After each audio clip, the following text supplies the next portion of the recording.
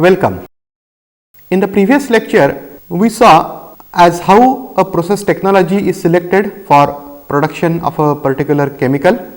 Okay, what are the factors or considerations that we need to give for selection of these various processes, various process licensors. So, those criteria were grouped in two parts. One is profitability factor and second was viability factors or viability parameters. And then we saw the subcategories like what factors we need to consider under viability, what factors we need to consider under profitability, okay, how much is the contribution of each of these factor to the total success of process. So, we take ahead in this lecture, we take ahead this theme, okay, and then try to quantify that process evaluation criteria. So, what we will do now is that we will try to evaluate the process, we will try to define the process evaluation coefficient. Now, this has contribution from two entities, that is the viability coefficient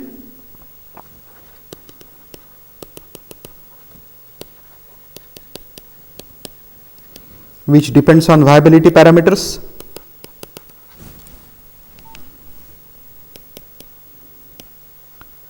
and profitability coefficient that depends on profitability parameters, and in previous lectures we have listed these parameters. Viability parameter that we listed were subjective. However, we have to take away the subjective element and then we need to make a weighted average method. So, we have to remove the subjectivity of viability parameter and then try to propose a sort of quantification or weighted average method of evaluation of viability parameters that we proposed. What we will do is that we will list all these parameters .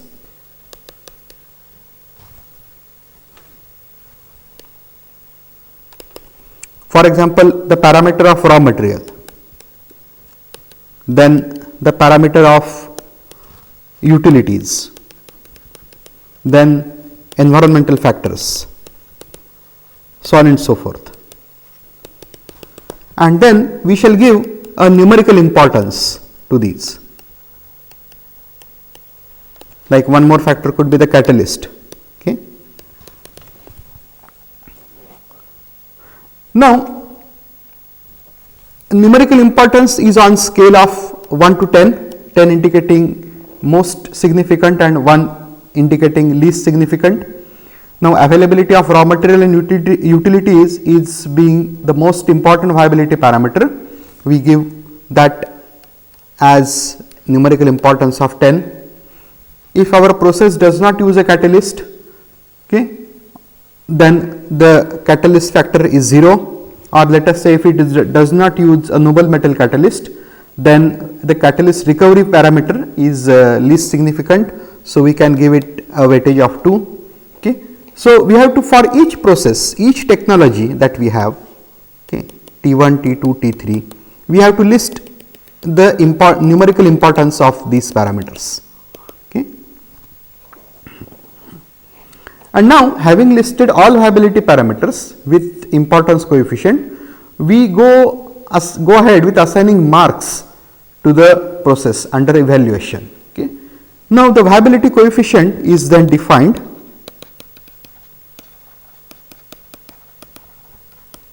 as V is equal to summation all of the marks that we give divided by the importance. So, the marks for this are, let us say, for raw material 1, A11, A21, A31, like that. For each parameter we give marks to each of the technology, and then summation of the marks divided by summation of the numerical importance or the credit, okay, gives you the viability coefficient. Similarly, we can also estimate the profitability coefficient, but for profitability we are a bit luckier that we have some quantitative definitions of profitability. Profitability parameters can be directly quantified by means of projection of the profit generated by the project over its lifespan. Now, we assume that the typical lifespan of a project is 10 years. So, the gross profit that a project makes is the annual revenue, the sales into minus the annual gross cost of production. That is the gross profit that we obtain per year. Of course, here we are not considering the taxes and other things. This is simple net profit that is left after you deduct the annual production cost from the annual revenue that company will earn. That difference into 10 years is the revenue that company is going to accrue over the lifespan of the project, and that divided by the project cost gives you the profitability coefficient. Now, here the project may not be able to utilize all of its capacity right from year 1, but we can assume for simplification that there is 100% capacity utilization. So, the profitability parameter P or profitability coefficient is P, profitability coefficient P is calculated as the net profit annual revenue minus annual production cost into 10 years divided by the project cost. And then the process selection coefficient is the product of the viability coefficient and profitability coefficient. Now, obviously, the process which has the highest process selection coefficient should be selected. However, it may happen that some processes will have nearby process selectivity coefficient.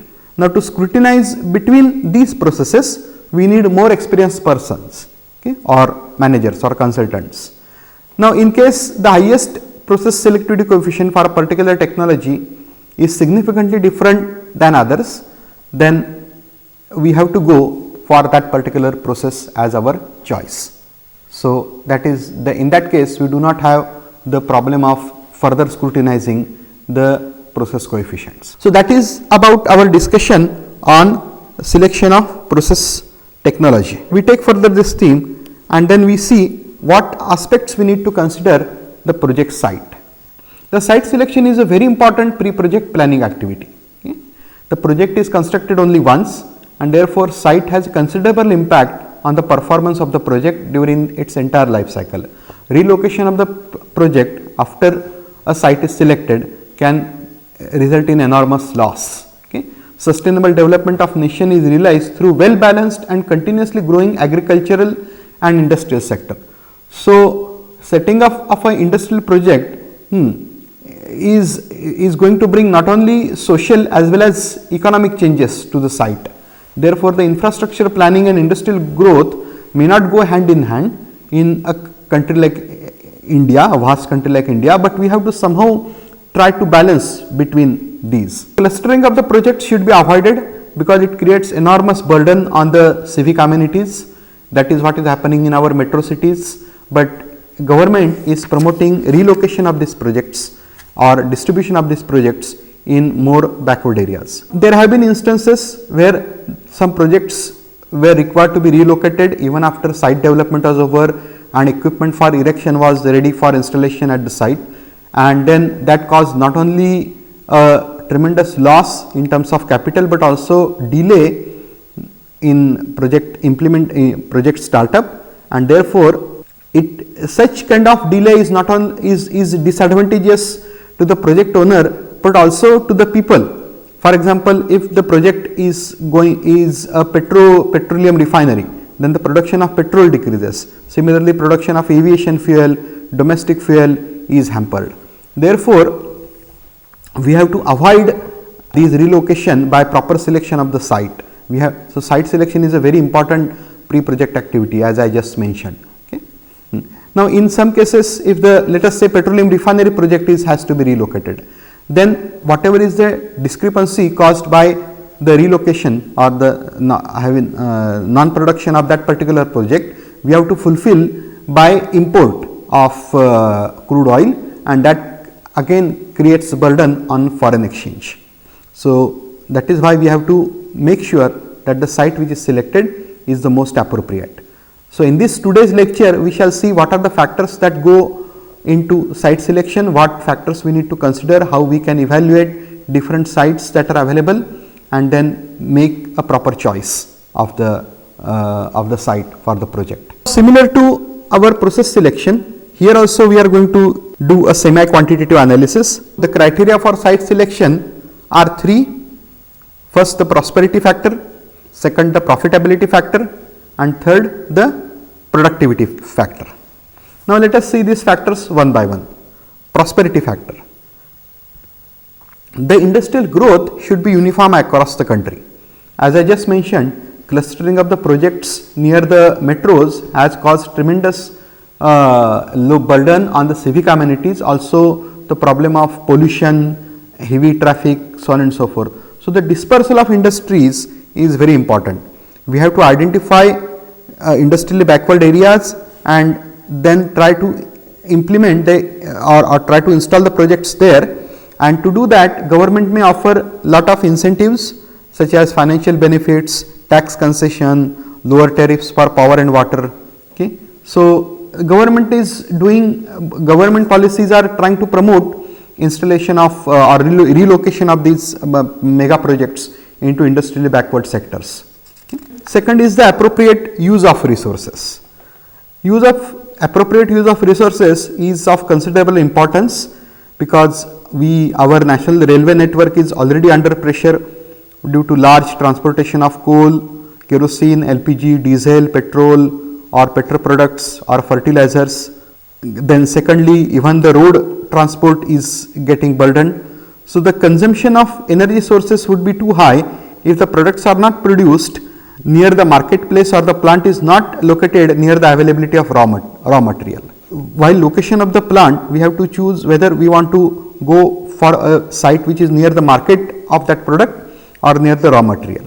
The proximity factor has forced the government to consider use of pipelines for transportation of liquid products. Now, example of this is the HBJ pipeline, Hazira Bombay Jagdishpur pipeline, okay, this pipeline was envisaged to provide the fertilizer plants the crucial raw material. Now, there are certain pipelines which are under construction for transportation of crude oil from receiving port to the site of refinery. So, that brings down the cost of storage of the raw material at the port site. Then the third aspect is that of security, okay, national security. The government has preferred to have industries of importance such as refinery or nuclear power station or defense armament production away from the hostile borders. Okay. Now, considering weapon development program all over the world, the risk is more or less same on all locations. However, it is sometimes safer to locate the project of this critical importance away from hostile border. Many times, if the entrepreneur is a private entrepreneur, he may overrule the risk in favor of the site specific benefits.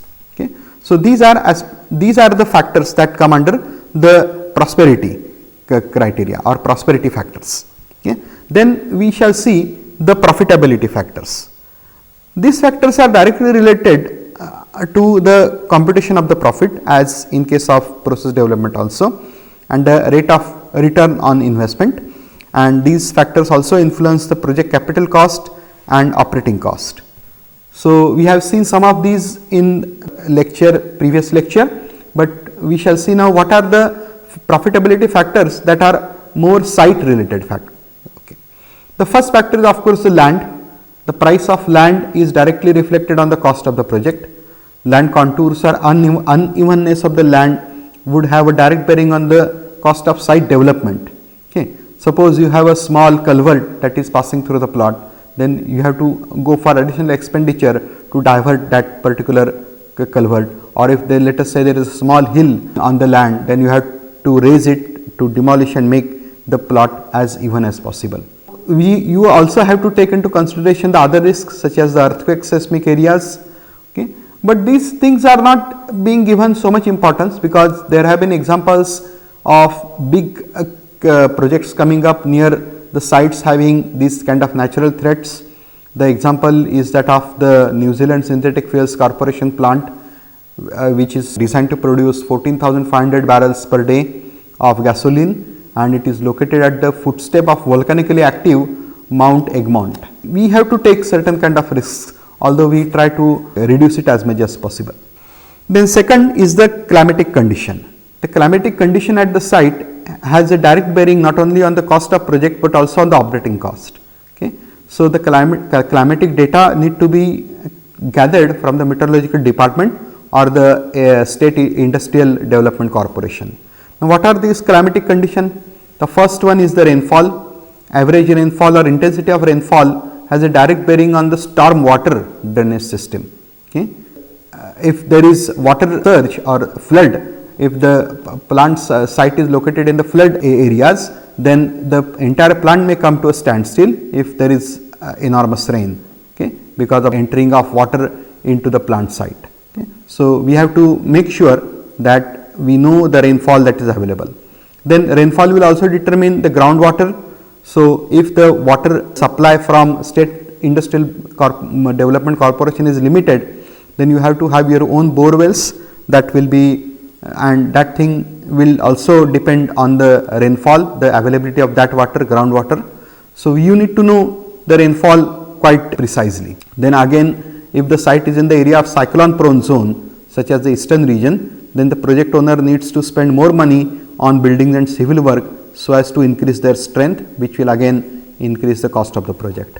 The second climatic condition is that of humidity. Okay. Higher the rainfall, higher is the humidity that is going to be present, okay, especially during the monsoon period. The relative humidity will have a direct bearing on the cooling tower fixed cost and operating cost.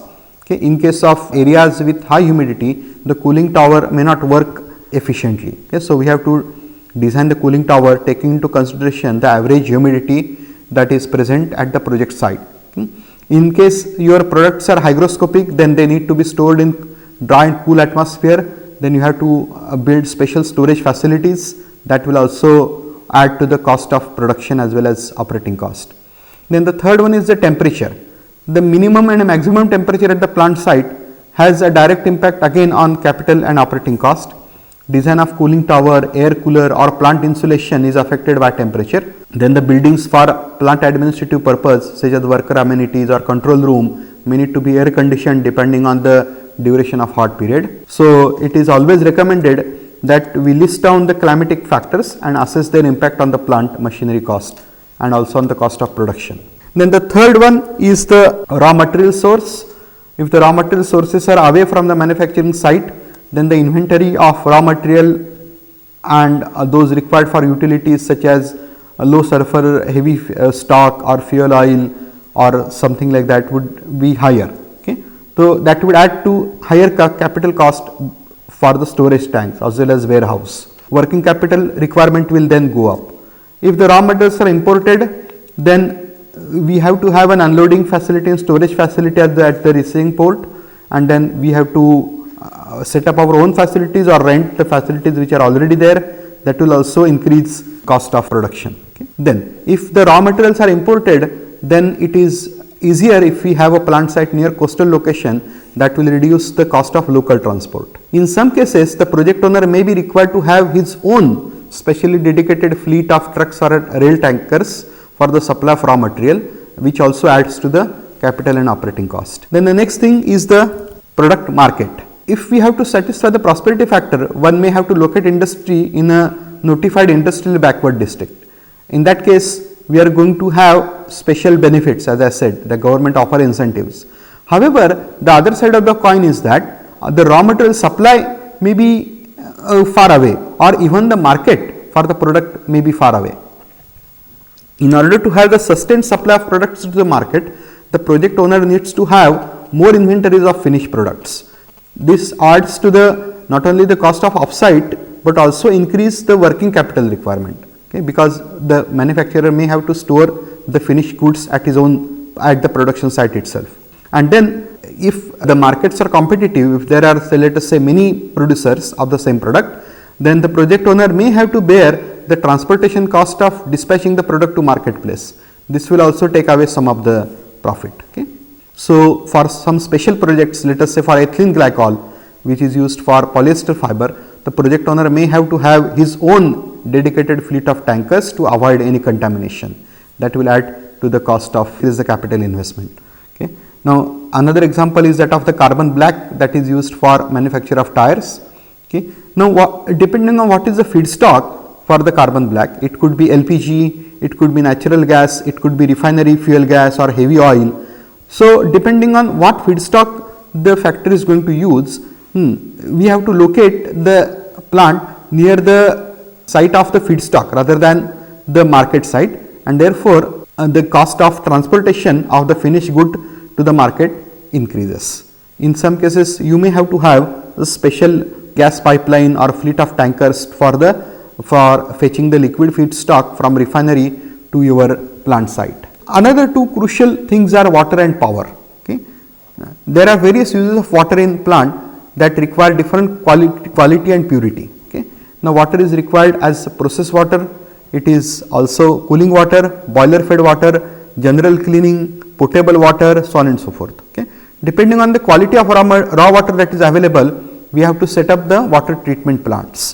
One must assess the demand and supply of water. If the supply of water is lesser than the demand, then you may have to go for your own bore wells. Okay. We have to drill bore wells at the plant site. Okay. Another option is harvesting rainwater or water from melted snow if the factory is located near hilly areas where snowfall is likely to occur. Okay.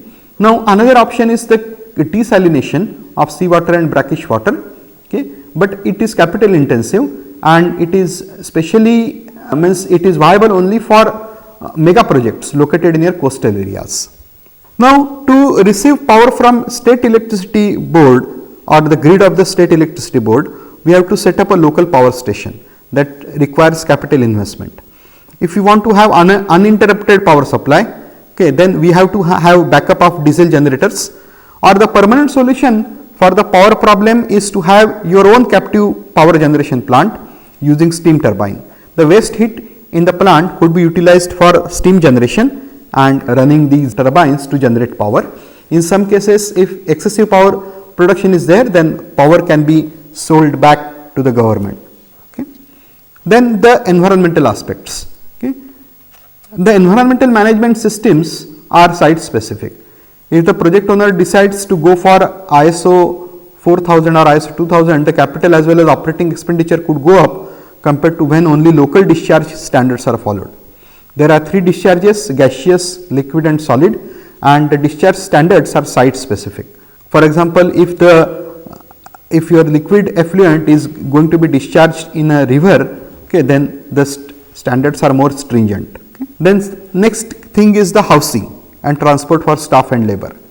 If the factory is remotely located, okay, then you have to provide special transport for your personnel to bring them to the factory site, and then after the working hours taking them back to their township. Even in metro cities, the companies are now providing special transport to the staff and labor to avoid delays in arrival time. Okay. Then the equipment transportation. If the project is located at site away from national highway links, the project has to build special approach road from national highway links, okay, that will add to the cost of capital investment, especially if the equipment is very heavy and large, then such kind of approach roads are very much essential. Okay. In some cases, work can be carried out with local government bodies such as the State Industrial Development Corporation or Public Works Development for building of the local approach roads. Then comes the statutory duties and taxation. Both state and central government, in addition to local bodies such as municipality corporation, offer many incentives for promotion of project in backward areas. Now, some of these I already told you. Okay, concession in the VAT, value added tax, then concession in water and power tariff. The local body may waive octroi for you, then concession on the excise duty and project import duty, okay, then tax holidays for specific period, okay, and these concessions are even more pronounced for export oriented projects because they bring lot of currency, foreign currency to the country. Now, all of these factors reduce the capital and operating cost with concurrent enhancement of profitability. Now, let us see what are the productivity factors or factors that are related to the productivity of the project. Okay. Now, like profitability parameters, certain productivity parameters cannot be quantified in terms of cost or profit. but they still influence the productivity of the plant considerably. Now, since these factors are important for running of the plant, we have to somehow quantify them and account for their importance in the overall analysis. Okay. The first one is the communication to the project site. Okay. Communication is the basic need of any business house. It becomes important if the project site is located away from metro cities, keeping in line with the prosperity factors that we discussed earlier. Okay. Then you have to go for building special approach roads that I already mentioned, but overall communication has an impact. Okay. Okay. You have to have telephone lines, you have to have fax lines or internet connections, okay, and also road or rail and air communication to your plant site. So, communication factor is not only important from during the construction of the project, but also it is equally important during the operation of the project. The next is the industrial infrastructure. Okay. Industrial infrastructure includes availability of welding facilities, cutting facilities, small workshop that have lathes, cutting machine, drilling machine. If such a facility is not available in the nearby areas where you can hire temporarily these personnel to meet the demands of or needs of your installation or operation, you have to have your own facilities in the plant. Okay. That will of course add to the capital cost investment. Then the reliability of the power and water supply. As I already told that if the power supply is not uninterrupted, if there are frequent power failures, that will affect the plant productivity. Okay. Therefore, you have to have a captive power plant. Similarly, for water, if the water that is supplied is not available, the water supply is less than the demand, then you have to go for alternate arrangements such as drilling of the bore wells at the site. Okay. It is also possible to have an effluent treatment plant for water recycle at the expense of higher capital investment and operating cost. So, water recycle is beneficial in the long run, however, at the beginning it will require higher capital investment. Then housing and hotels near the plant area to accommodate the project construction team, the special plant visitors, okay. Then the civic amenities, okay. You have to have like pool for the kids, for the personnel, high schools, colleges, hospitals, chemist shop, diagnostic centers, transfer facility, some entertainment like cinema theaters, entertainment club, restaurants. Okay. These amenities help relieve the work stress of the personnel and hectic workload. The building of such facilities does not come under the state industrial development corporation. So, you have to go for your own construction. Then the labor, availability of skilled labor and their stability has become a major issue for industries that are located in notified backward district. By and large, people employed as skilled or semi-skilled persons in the project constitute about 20 to 25% of the workforce. During farming or harvesting season, these workers get transferred to the farms, so absenteeism is high. So, frequent social and village functions also trigger absenteeism. This affects the production. So, you have to have certain backup. Then surface transport. Surface transport, we may consider the rail transport, then sea transport, easy movement of the raw material, catalyst and other chemicals and finished products to and fro from the site is very important. Road link is must, as I already said. Proximity to national highway makes site accessible even further. So, railing, construction of special rail link for large volume or tonnage of material is very helpful. And finally, the proximity to airport. If the airport is located near your area, then obviously it will help a lot. Then we have to also gather some site data.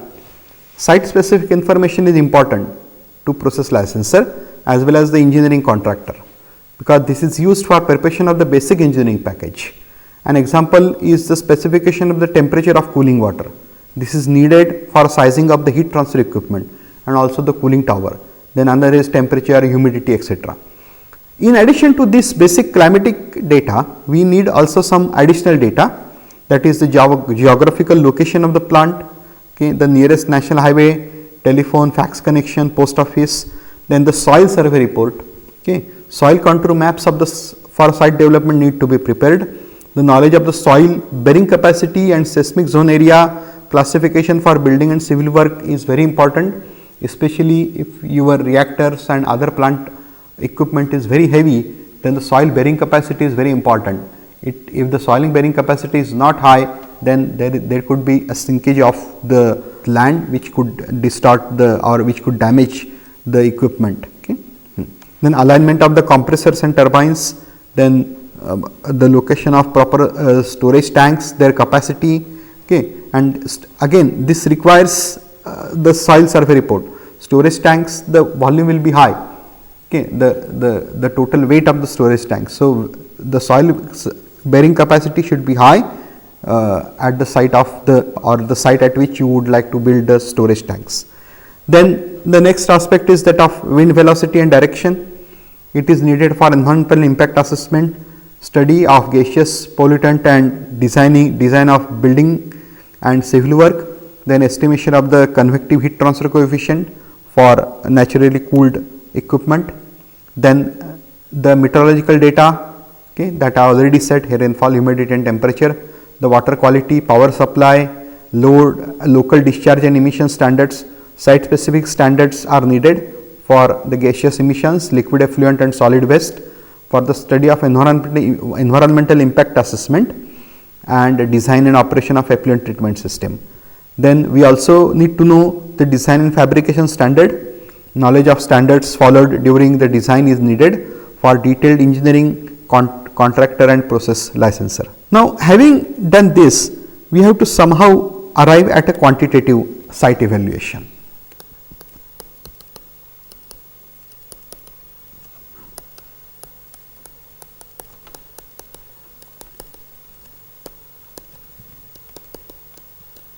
How do we quantify the factors that are involved? We have three factors: prosperity factors, profitability factors and productivity factor. Now the first one, the prosperity factors. Now it is always desirable, in order to, prosperity factors are all subjective. So there is little way we can, there is no way we can quantify them in. So how do you estimate the prosperity factors? For that purpose, we have to form a team of 2 or 3 senior engineers having design and construction experience. One of them should be civil engineer who will assess the civil aspect like site specific and location specific.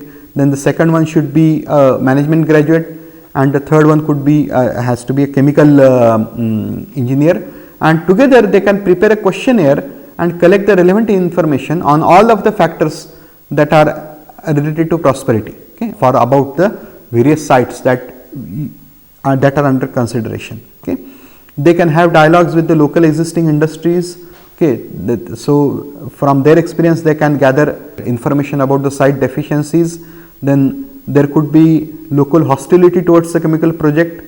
Okay. Then therefore the team has to interact with the local civic bodies. Okay. And in this process they can shortlist some of the sites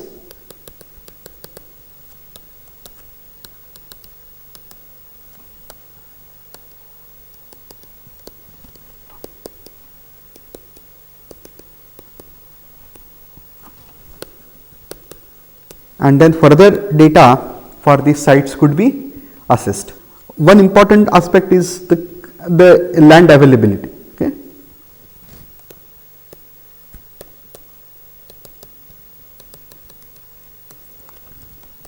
For this you have to check with the State Industrial Development Corporation.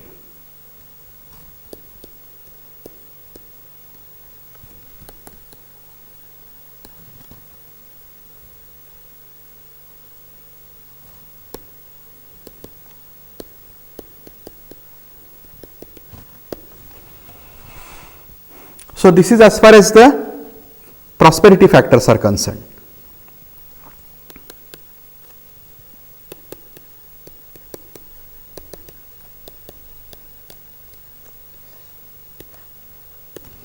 Now let us see the evaluation of profitability factor.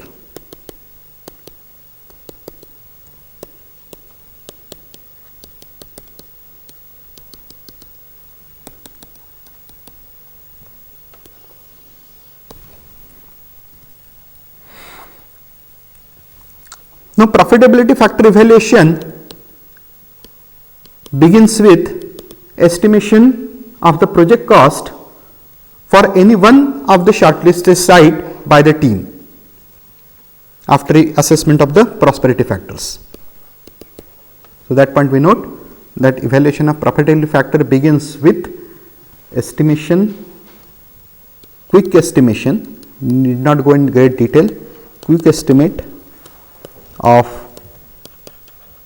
project cost for any of the shortlisted site.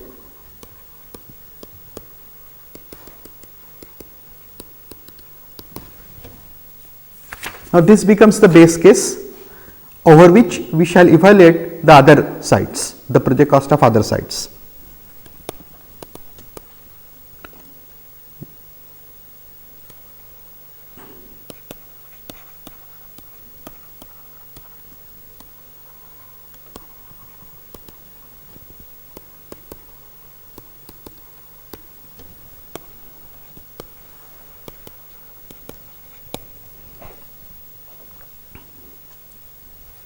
So, what we do essentially is prepare a table, we list the profitability factor and the project site,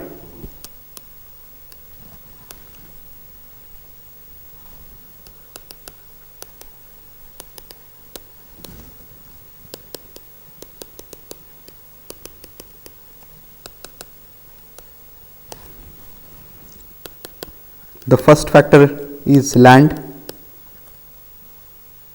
Then in the land comes site development, then building and civil works,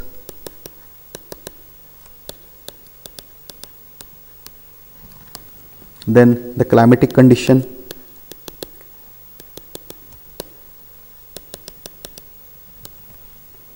then the raw material source,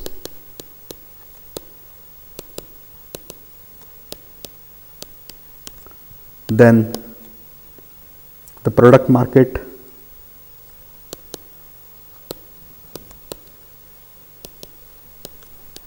then water supply, power supply,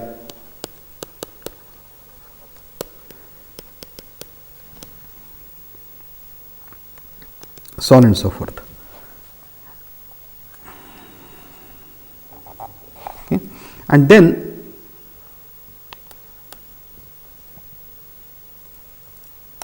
we list different sites, the base case site, site A, and then we list only the differential cost for any of these factor for other sites.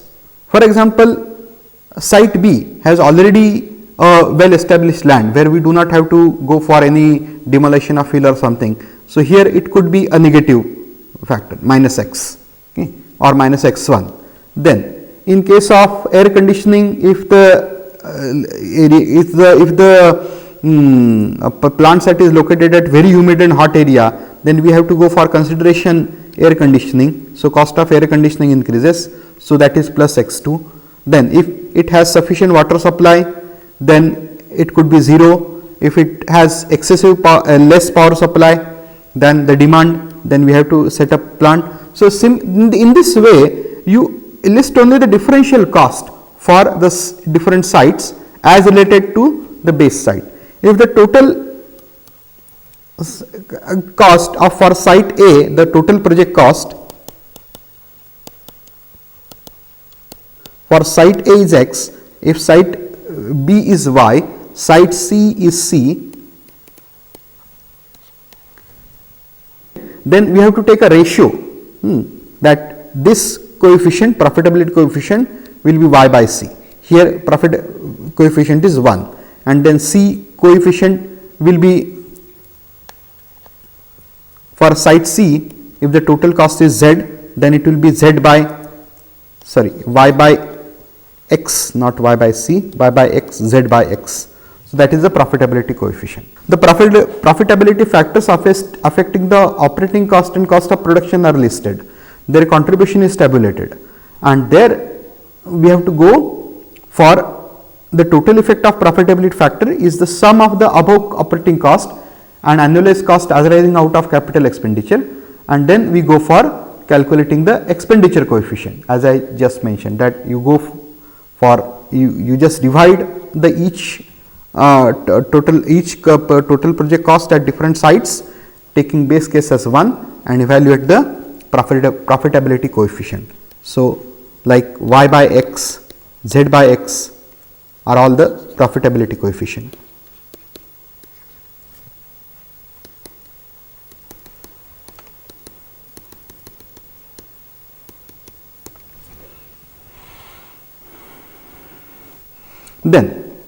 Then we have the productivity coefficient, productivity factors.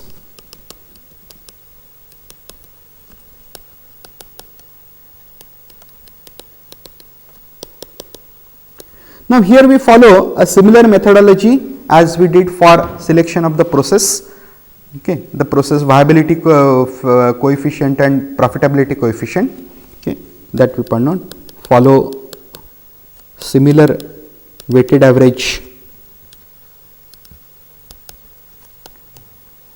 method as followed for the viability coefficient. So, you list all the factors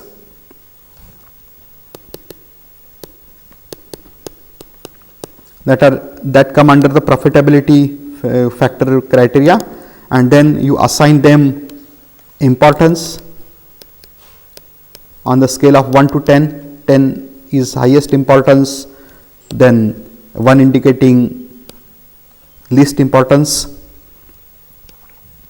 and then you give marks for each of the site A, site B, site C, and then the coefficient, productivity coefficient will be